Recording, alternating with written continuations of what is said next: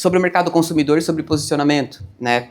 Todo mundo aqui viveu a pandemia, né? Foi maravilhoso. Na pandemia, eu trabalhava na Docol. A gente trabalhou juntos na Docol. E a pandemia foi o melhor momento para a construção civil. Eu nunca vi vender tanto, né? E quando a gente fala de arquitetura, eu acho que nasceu um novo consumidor pós-pandemia, certo? Muito. Mudou tudo. E aí eu quero saber de ti, como é o novo consumidor da arquitetura pós-pandemia? Então, eu acho muito importante a gente falar sobre esse assunto porque vocês vendem para pessoas. Então, é muito importante entender elas. A gente fala muito de dores, a gente estava falando sobre isso. Dores, desejos, a gente compreender para vocês realizarem até o próprio projeto, né? Mas a gente tem um passo antes, né? Que é trazer este cliente até vocês. Aqueles que conhecem vocês, ótimo, sabe como é o trabalho de vocês, vai indicar, mas aqueles que não conhecem. Então, o posicionamento é muito importante. Então, entender o consumidor é fundamental. Como disse o Otto, a pandemia veio, vocês devem ter ganho muito dinheiro nessa época, porque o perfil desse consumidor mudou. Ele deixou de viajar e decidiu investir na casa, no bem-estar, né? O shopping foi terrível. Para mim, eu trabalhava todo dia que vinha alguma lei, não sei se vocês se lembram. A velhinha que não podia entrar, enfim, todo mundo usando máscara, enfim, aquele desafio todo, mas vocês ganharam muito dinheiro. E por que aconteceu isso, né? Eu acho que a partir dali as pessoas se preocuparam com qualidade de vida. Eles entenderam, a gente entendeu que quem tinha um apartamento pequeno tinha que aumentar um pouquinho, quem tinha um maior tinha um pouquinho maior. O maior queria para casa, quis se socializar dentro de casa. Os ambientes começaram a ficar mais integrados. E as pessoas começaram a querer colocar a personalização ainda mais, a característica dela, acho que dentro de casa, não é isso, Otto? E aí, o que acontece, acho, né, correlacionando com vocês? No momento em que a gente fala de personalização, quando a gente escolhe, eu sei porque eu já escolhi profissionais como vocês para trabalhar nos meus projetos, eu estou falando até como consumidora. Se eu quero uma personalidade, eu tenho que buscar alguém que queira, que seja familiar e que vai me entender. Então, quando a gente fala agora de posicionamento, que vai ser a próxima pergunta que a gente vai conversar, a gente vai discutir, é muito importante então, entender esse consumidor. Então, o consumidor mudou. O consumidor mudou querendo mais espaços, personalizações, ambientes integrados, fala-se muito sobre sustentabilidade, então as pessoas tendo carros elétricos, então tem que resolver isso, energia solar, tanto por gasto, quanto por conceito, vamos dizer assim. Mas eu vejo também que o luxo que a gente fala também mudou, e é importante vocês entenderem isso. Eu falo porque a gente ouve muita coisa sobre o luxo nas redes sociais. Já veio até, não sei se vocês ouviram falar sobre o luxo silencioso. Então não possa mais nada, né? Não é bem assim. Então eu gostaria de explicar para vocês. Então depois da pandemia surgiu o luxo. E existem 3 categorias de luxo. E vocês precisam entender para quem vocês vendem. Qual é o tipo de pessoa que vocês vendem? Então tem o luxo ostentação.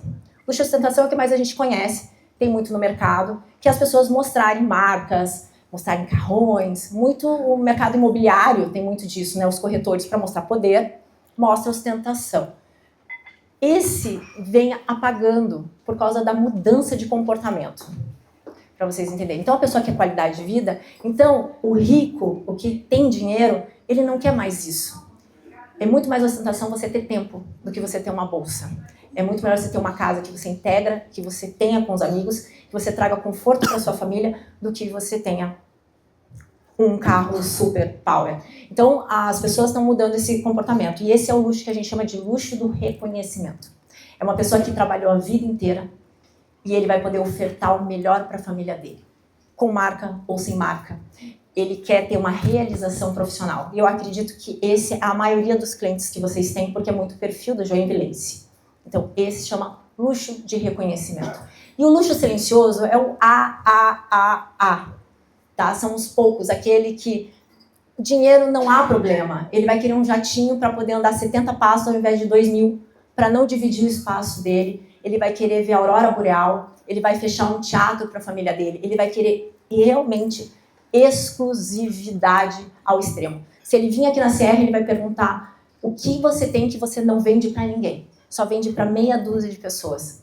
É aquele que realmente é o ateliê, é a exclusividade, lá no mais alto do mais alto. Então esse é o luxo silencioso que a gente diz. São pessoas que não estão nas redes sociais, elas não ostentam mesmo.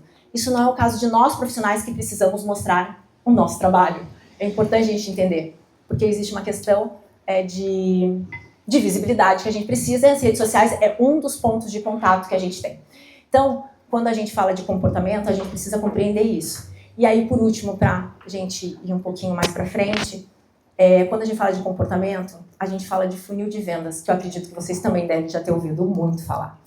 E quando a gente fala sobre comportamento das pessoas, eu não conheço você. Logo, eu estou lá no começo e preciso que você me conte um pouco sobre você.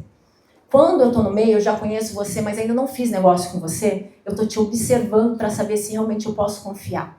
E quando eu estou lá na ponta, eu só quero ver se você é muito bom mesmo para eu poder fechar negócio contigo. Então, o ser humano tem uma questão de confiança. Então, para fechar um negócio com você, ele vai passar por muito tempo. E quando a gente fala sobre obra, eu era conselheira da ANAG, e a gente viu uma pesquisa que demora 2 anos para a pessoa, do momento que decide comprar, assim, começa a pensar num apartamento para comprar, para mudar, leva 2 anos para construir. Às vezes o corretor quer que em 3 meses ele desiste. A gente via muita gente desistindo no meio do caminho.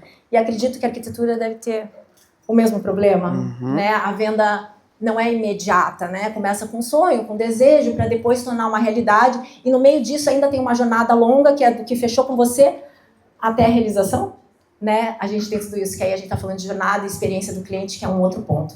Mas o que eu quero dizer é isso, quando a gente pensa no comportamento humano, a gente tem que levar isso tudo em consideração, porque ele está te avaliando o tempo todo para poder fechar negócio com você.